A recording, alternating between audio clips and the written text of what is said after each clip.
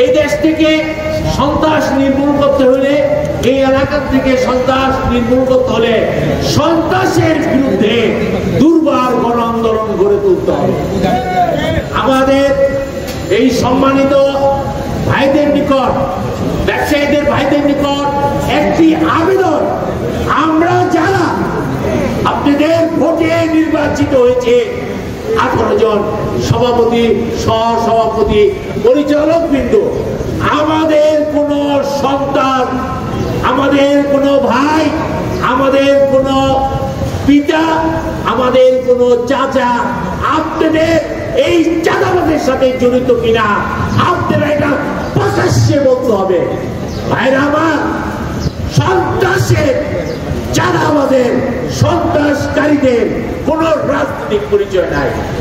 সংগ্রামী বন্ধুরা, আমরা আজকে এখানে ওয়াদা করেছি, হয় প্রশাসন নারায়ণগঞ্জে থাকবে আর না হয় আমরা থাকবো।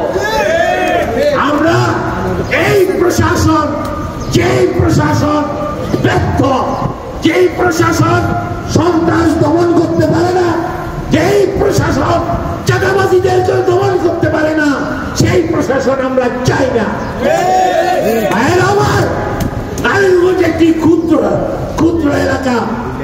বাংলাদেশ ফিশারি অ্যাসোসিয়েশন একটি বাণিজ্যিক সংগঠন, জাতীয় ভিত্তিক বাণিজ্যিক সংগঠন।